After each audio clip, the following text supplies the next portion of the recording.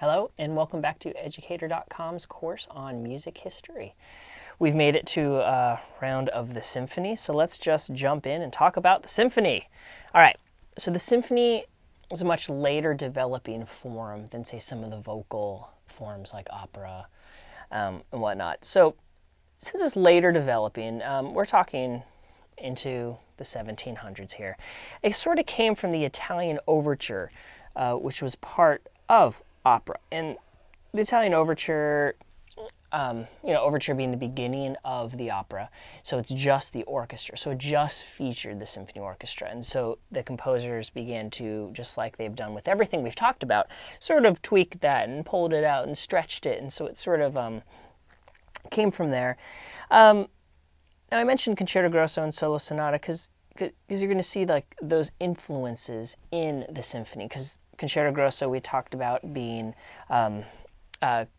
basically a feature of a few instruments and the rest of the ensemble, but it's instrumental.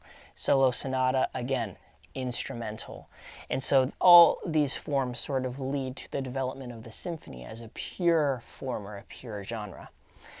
So a traditional symphony, you go to an orchestra concert and they're doing some symphony by X composer. It's going to be 4 movements, typically.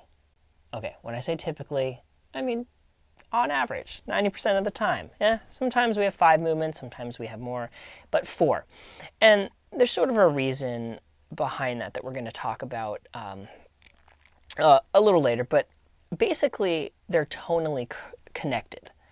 And what I mean when I say tonally connected, that means there's a home base in like the first symphony, or the first movement of the symphony, I should say. Remember sonata form comes back. It's probably in sonata form, and it's going to kind of center around this tonic. Like if it's a symphony in E flat major, the first movement is probably going to be in E flat.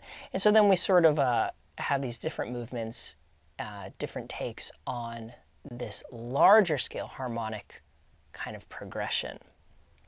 So the classical symphony, you have to talk about Haydn, Mozart, and Beethoven, of course, the 3 guys that come back time and time and time and time again. What I find interesting is that we talk about these 3 so much, but they were just like, like 50 years, 75 years of music history is just these 3 guys. What about the other hundreds and hundreds and hundreds of years? We just kind of focus on them. But they were big players, and that's why we talk about them. You see here, Haydn, 104 symphonies. That's a lot of symphonies. Mozart, 41. Beethoven, 9. Professor Hills, none yet. But as you can see, the numbers are going down as the time sort of progresses. So Haydn being older than Mozart, writes 104 because he's a little more in that Baroque period where there's a little more of a formulaic spin on things, this sort of, dare I say, plug and chug routine. Mozart, 41, okay, spending a little more time on themes and connecting things and focusing on the instrumentation. Beethoven, 9. Why? Because he was an obsessive fool, and he fooled around with these 9 symphonies forever, but the innovations that we garnered from them are really legendary.